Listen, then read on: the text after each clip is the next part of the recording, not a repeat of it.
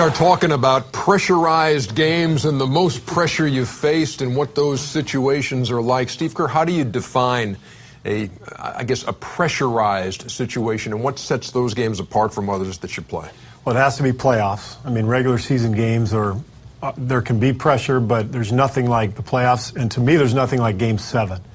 And, you know, I played in a couple of Game 7s, one against the Pacers in the 98 Eastern Conference Finals. Thanks for bringing that up. I thought I would bring it up right away just to get us into the show, Reg. But no, that was the most pressure I've ever felt, that game, because it was the end of the Bulls run. We knew this was it. The series was unreal. The home team won every game. Reggie's, you know, making game shots in Indianapolis. I mean, it was an unbelievable series. And that Game 7, you guys took a 13-point lead early. And that arena was quiet. We could feel it. We could feel the end of the dynasty right there. You win the game 88-83. What do you remember about that? Well, I know being up 6 with about 5 or 6 minutes left. There's a jump ball on the Bulls side of the court. It's between Rick Smits and Scottie Pippen. So we're assuming if we can get the tip, possibly go down and score, go up by 8. Not that you're going to win the game, but that gives you a little bit of breathing room against a Michael Jordan and Scottie Pippen. Well, Scottie Pippen wins the tip. Steve's in the game. The ball goes straight to him. He knocks down a 3, cuts it to 3, and it almost was like we excelled. We knew then that it was over. But if we could have gone up by 8, not to say that we would have won, but it would have been a little bit of cushion and breathing room. How do you describe, I mean, is there one game that does stand out that says, yeah, that is the most pressure I ever felt? Or do all of those games kind of feel like, yeah, they were all pressure games and you can't differentiate between the degree of pressure, Kenny? For me, once the game starts, it's a pressure release. It's always like the pre-game stuff the night before and up to it. Like you don't feel the pressure of the game while you're playing it, to me. Even if a game is coming right down to even if it's down to 10 seconds left in the game and it's a one possession, you say, especially, boy, this is a pressure moment. Most of these guys have been rolling when those moments are happening. So they're looking forward to getting the basketball or getting it in that moment, and you don't really feel the pressure. Only before the game you get headaches, you can't sleep the night before, you're antsy, you can't keep any food down, you're not hungry. And then when the game starts, it's like a release, and you're like, finally here. But the most fun game like that for me, actually we lost. It was Game 7 against Seattle, where that was the one game where for a whole half, every shot meant you go up 1 or down 1 for a whole half, and including an overtime. Where I had never been in a game where every shot, the crowd would go crazy, and it was so big of a play. But when you're in the game, I don't know if you feel the pressure. These two guys are right. There's nothing like a Game 7. Ain't nothing like it. And once the game starts, you're relieved. Because Steve had a great point, Game 7, but Kenny's point, the stuff in between Game 6 and Game 7, you ain't sleeping. You're not scared, but you're nervous. You can't wait for the game. You're like, man, can we play tomorrow? But that's like the longest 48-hour period in between Game 6 and Game 7.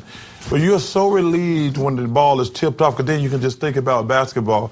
But the days in between in 6 and 7, it is the longest day in the world. It's the not knowing. Yeah. That's what it was for me, because you never knew when it, especially in playoff basketball, whether it's Game 1 or Game 7, you never know what's going to happen. Either you're going to take control of the series in Game 1, or if it comes down to a Game 7, either on the road or at home, it's the not knowing. It's listening to all the pundits on TV and reading the newspapers and, you know, walking the streets and listening to people. It's the not knowing. Can you relate, Shaq? There's many different types of pressures. You know, there's the nervous pressure, there's the criticism pressure, and there's the performance pressure. I can remember one time playing against Portland, and we were up 3-1. And then they came back and tied it. So now we had to go to the Game 7. That was really the only time I faced pressure. And then, of course, they choked at the end. And Shaq, really, I was hoping you were going to go there, because when you talk about pressure situations and you talk about being able to see the finish line right there, and here you are, Smitty, there's no choke. You're up 15 in the fourth quarter. We're up 15 in the fourth quarter, but when it comes down to it, and Shaq knows, 32 seconds left, I drive the basketball. How many seconds left? 32 seconds. I still remember. You sure about that? Kenny, I'm fouled. Steve, I'm fouled. And no call is, no foul is called.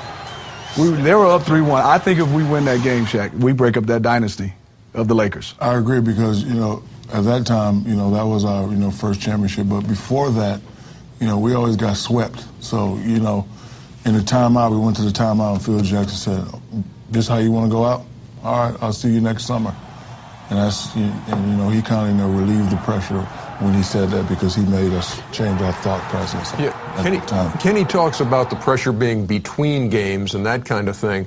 Were you feeling pressure going into the fourth quarter at that time? Though you talk about what Phil said, but do you feel pressure right there and say, look, this is, we're about to go down here in our gym to these guys? Going into the game, of course, you're hyped, you're happy, we're at home. But in the fourth quarter, when you're down 15, you start to, not again.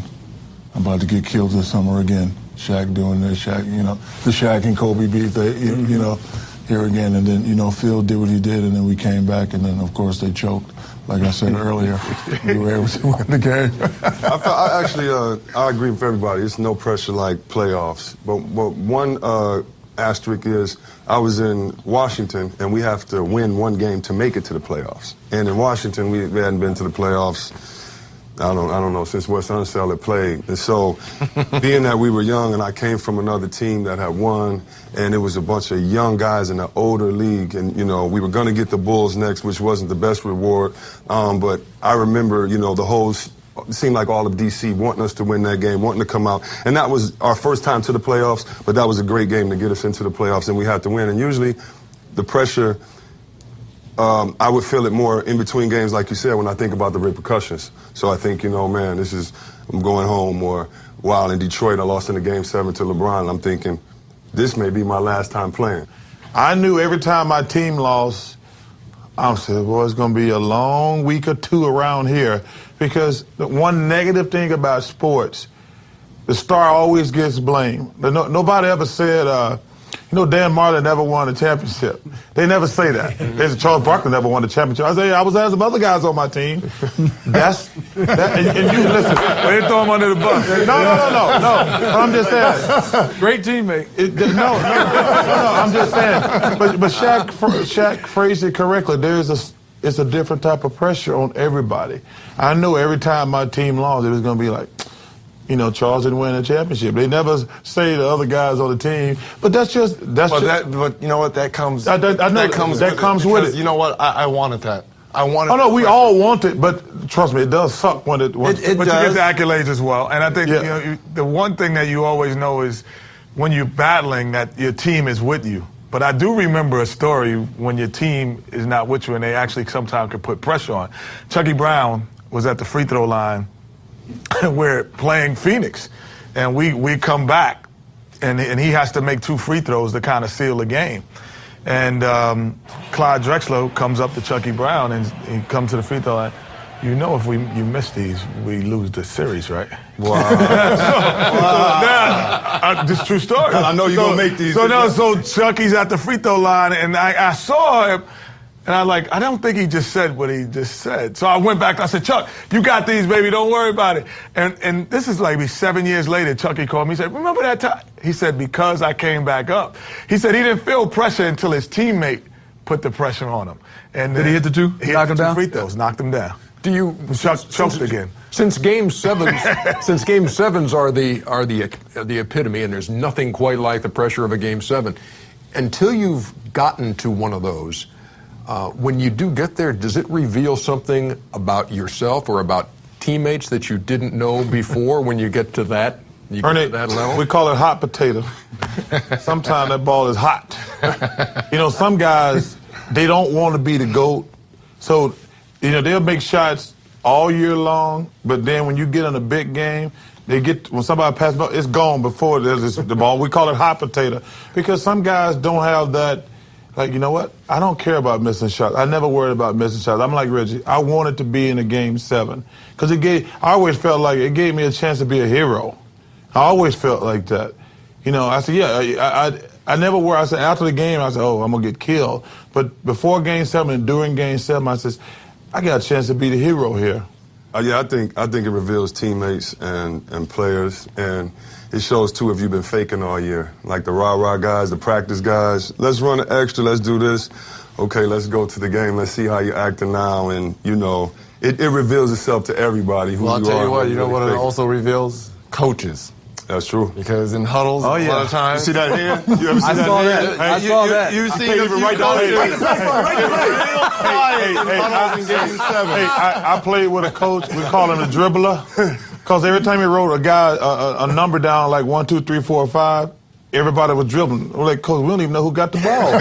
He was shaking so hard. Or they get in that timeout and say nothing. And burp the whole time. We don't even play yet. It's open court on NBA TV, and it continues right after this.